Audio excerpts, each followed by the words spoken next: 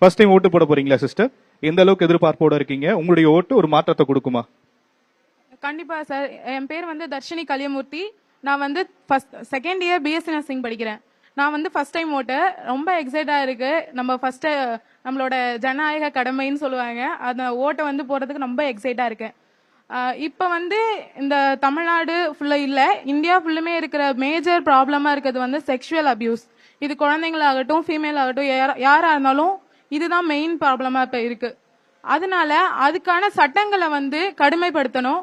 அந்த பண்ற குற்றவாளிகளுக்கு வந்து தண்டனை வந்து கடுமைப்படுத்தணும். இதுதான் சார் என்னோட கோரிக்கையா இருக்கு. இதுக்கான இப்ப அரசியல்ல உள்ளவங்க கோரிக்கை வைக்கிறாங்க, அவங்களோட கொள்கைகளை சொல்றாங்க. இதுக்கு யாரு மேஜர் நிறைய இம்பார்ட்டன்ட் கொடுக்கறாங்களோ அவங்களுக்கு தான் சார் என்னோட ஓட்டு.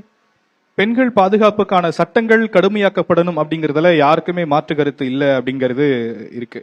அப்படின்னா அப்போ அந்த சட்டங்களை எப்படி கடுமையாக்கணும், என்ன மாதிரி சட்டங்களை கொண்டு வரணும் அப்படிங்கிற ஒரு கேள்வி எழும் இல்லையா? என்ன மாதிரி விஷயங்களை கொண்டு வரலாம்? இது மாதிரி அபியூஸ் பண்றவங்களுக்கு தண்டனைங்களால இந்த ஆயுள் தண்டனை கொடுக்கறது இது மாதிரி உள்ளதை கம்மி பண்ணிட்டு கடுமைப்படுத்தணும். இப்ப சொல்றாங்கல்ல, இப்ப இப்ப வந்து அதர் கண்ட்ரீஸ்க்கு போனா அங்க உடனே தூக்கு தண்டனை, ஷூட்டிங் ஆர்டர் கொடுக்கற மாதிரி இங்க ஒருத்தவங்களுக்கு பண்ணா அதுக்கப்புறம் திருந்துவாங்கன்னு நான் நினைக்கிறேன் சார். அது இல்லாம இப்ப கிராமப்புறங்கள்ல வந்து இது மாதிரி உள்ளதெல்லாம் நிறைய நடக்குது.